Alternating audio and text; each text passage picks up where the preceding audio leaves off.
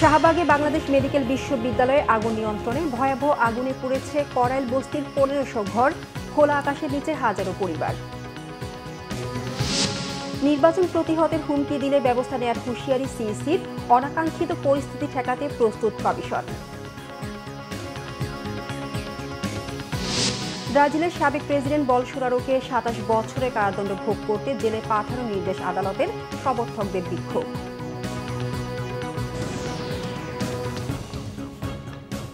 দেখছিলেন crown cement সংবাদ শিরোনাম, এবার বিস্তারিত। রাজধানী শাহবাগে বাংলাদেশ মেডিকেল বিশ্ববিদ্যালয়ে লাগা আগুন নিয়ন্ত্রণে এনেছে ফায়ার সার্ভিস। বুধবার সকাল 11:15টার দিকে বিশ্ববিদ্যালয়ের এ ব্লকে আগুন লাগলে তাৎক্ষণিক ফায়ার সার্ভিসের 5টি ইউনিটের চেষ্টায় আগুন নিয়ন্ত্রণে আসে। এদিকে অগ্নিকাণ্ডের ঘটনায় আতঙ্ক ছড়িয়ে পড়ে জনমনে। প্রাথমিকভাবে অগ্নিকাণ্ডের কারণ ও ক্ষয়ক্ষতির পরিমাণ জানাতে পারেনি ফায়ার সার্ভিস।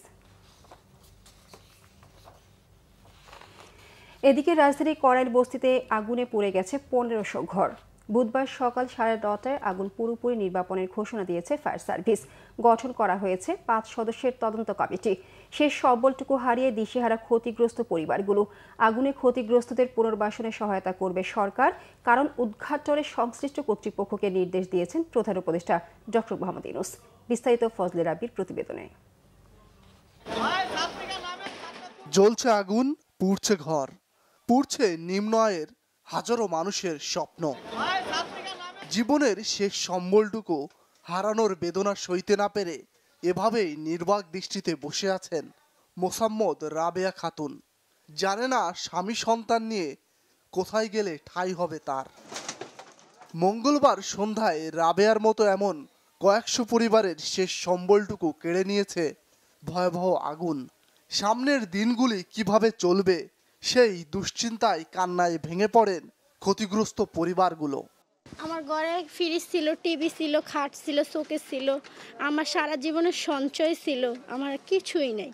এখন আমার 4টা হাত পা ছাড়া আমার কিছুই নেই। পরনে একটা পোশাক ছাড়া আমি কিছুই নিতে পারিনি। আমি ডিউটিতে ছিলাম, আমি ছিলাম কাজে, আমার হাজবেন্ড কাজে গেছে, আসে আমরা কিছুই পাইনি, টোটালি নাই। যে দেখেন 3 ভাঙাচোরা নিয়ে বসে রয়েছি। ওই যে আমার বাড়ি এলি শূন্য হয়ে বসে আছে, কারো বলতেও পারতেছে না, সইতেও পারতেছে না।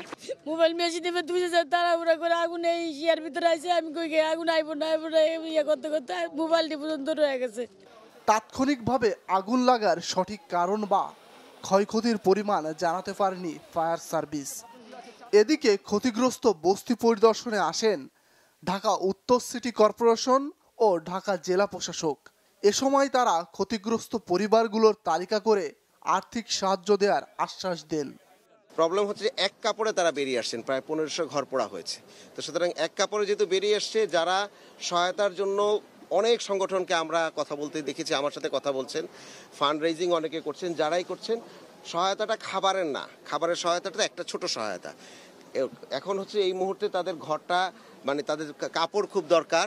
এই মুহূর্তে যারা ক্ষতিগ্রস্ত তাদেরকে খাবারের ব্যবস্থা করা, তাদের আনুষঙ্গিক যেসব প্রয়োজনীয়তা সেগুলো নিশ্চিত করা, তাদের কাপড়ের ব্যবস্থা করা, এই শীত বস্ত্রের ব্যবস্থা করা, এটা আমরা করব। এবং একই সাথে এই মানুষগুলো যেন খুব দ্রুত তাদের নিজেদের ঘরে ফিরে আসতে পারে, এজন্য সরকার ব্যবস্থা নেবে। এজন্য সরকারি সকল সংস্থা একসাথে কাজ করতেছে। মঙ্গলবার বিকেল 5:22 করাইল বস্তিতে ভয়াবহ অগ্নিকাণ্ডের ঘটনা ঘটে। ফায়ার সার্ভিসের 20টি ইউনিটের চেষ্টায় 5 ঘন্টা পর অবশেষে নিয়ন্ত্রণে আসে আগুন। ফজলে রাব্বি, বাংলা ভিশন, ঢাকা। প্রধান নির্বাচন কমিশনার এএমএম নাসিরউদ্দিন বলেছেন, আইন শৃঙ্খলা পরিস্থিতি সন্তোষজনক নয়, তবে ভোটের আগে উন্নতি হবে বলে আশা করছেন তিনি। বুধবার আসন্ন ত্রয়োদশ জাতীয় সংসদ নির্বাচন উপলক্ষে বিজিবি সদর দফতরে দলের নির্বাচনী প্রশিক্ষণ ও মহড়া পরিদর্শনে অংশ নিয়ে তিনি একথা বলেন। সিইসি বলেন, প্রতিটা আইন শৃঙ্খলা বাহিনী নির্বাচনে তাদের দায়িত্ব পালনে প্রতিজ্ঞাবদ্ধ। তাই ভোটে আইন শৃঙ্খলা রক্ষা করে সুষ্ঠু ও সুন্দর নির্বাচন উপহার দেয়াই কমিশনের লক্ষ্য। তিনি আরও বলেন, আইন শৃঙ্খলা পরিস্থিতি পারফেক্ট লেভেলে চলে গেছে বলে মনে করি না, তবে ধীরে ধীরে স্বাভাবিক হচ্ছে। ভোট প্রতিহত করার হুমকিকে নির্বাচন কমিশন আমলে নিয়েছে জানিয়ে সিইসি বলেন, কেউ ভোট প্রতিহত করতে চাইলে তাদের বিরুদ্ধে ব্যবস্থা নেওয়া হবে। এবার আন্তর্জাতিক প্রসঙ্গ। 27 বছরের কারাদণ্ড শুরু করতে ব্রাজিলের সাবেক প্রেসিডেন্ট বলসোনারোকে কারাগারে পাঠাতে বলেছে দেশটির সুপ্রিম কোর্ট। এতে বিক্ষোভ করেছেন তার সমর্থকরা। আর মানসিক নির্যাতনের অভিযোগ তুলেছেন ছেলে এডুয়ার্ডো বলসোনারো। মামলাটি চূড়ান্ত পরিণতিতে পৌঁছারই আপিলের সুযোগ নেই বলে স্পষ্ট জানিয়ে দিয়েছে সুপ্রিম কোর্ট। মঙ্গলবার আদালত বলেছে, বলসোনারোকে কারাগারের বাইরে রাখার আবেদন মঞ্জুর করা সম্ভব নয়। গত শনিবার থেকে পুলিশ হেফাজতে আছেন তিনি। আদালত আরও জানিয়েছে, 27 বছর 3 মাসের কারাদণ্ড শেষে মুক্তি পেলেও 8 বছর নির্বাচন করতে পারবে না সাবেক এই প্রেসিডেন্ট। এতে 2060 সালের আগে তার নির্বাচনে প্রার্থী হবার সুযোগ নেই। 2018 সালে নির্বাচনী প্রচারে ছুরিকাঘাতে গুরুতর আহত হওয়ায় অসুস্থতার কারণে কারাভোগ থেকে আপাতত অব্যাহতির আবেদন করেছিলেন বলসোনারো। অভ্যুত্থান চেষ্টায় জড়িত থাকায় শাস্তির মুখে পড়লেও অভিযোগ অস্বীকার করেছেন তিনি। 2023 সালের জানুয়ারিতে লুলা দা সিলভা প্রেসিডেন্টের শপথ নেওয়ার সপ্তাহ না যেতেই তাণ্ডব শুরু করে নির্বাচনে পরাজিত বলসোনারো সমর্থকরা। বিচার প্রক্রিয়াকে প্রশ্নবিদ্ধ উল্লেখ করে বলসোনারো যুক্তরাষ্ট্র নিবাসী ছেলে বলেছেন, মানসিক চাপ ও নির্যাতনের শিকার তার বাবা। এক্ষেত্রে দায় মুক্তি চেয়েছেন তিনি। পুলিশ সদর দপ্তরের বাইরে পাল্টাপাল্টি বিক্ষোভ করেছেন বলসোনারো সমর্থক ও বিরোধীরা। ভারতে ইসলাম ভীতি ছড়িয়ে নির্যাতন আর মুসলিম স্থাপত্য ধ্বংসের ক্রমবর্ধমান প্রবণতার বিরুদ্ধে জাতিসংঘ সহ আন্তর্জাতিক সম্প্রদায়কে ব্যবস্থা নেওয়ার আহ্বান জানিয়েছে পাকিস্তান। সেই সাথে মুসলিম নির্যাতন বন্ধ করে ভারতকে আন্তর্জাতিক মানবাধিকার আইন মেনে চলার আহ্বান জানানো হয়েছে। ভারতের প্রধানমন্ত্রী নরেন্দ্র মোদী উত্তরপ্রদেশের অযোধ্যায় বাবরি মসজিদের ধ্বংসস্তূপের উপর নির্মিত রাম মন্দিরে 191 ফুট উঁচুতে বিশাল গেরুয়া পতাকা ওড়ানোর দিন এমন বিবৃতি দিল পাকিস্তানের পররাষ্ট্র মন্ত্রণালয়। মঙ্গলবারের আয়োজনে মোদী তার বক্তব্যে রামকে অনুসরণ করে বৈষম্যহীন সমাজ গড়ার আহ্বান জানালেও পাকিস্তানের বিবৃতিতে উঠে এসেছে উল্টো চিত্র। বলা হয়েছে, মোদী নেতৃত্বাধীন বিজেপির আমলে ভারতে মুসলিম জনগোষ্ঠীকে অর্থনৈতিক, সামাজিক ও রাজনৈতিকভাবে কোণঠাসা করার প্রবণতা চলছে।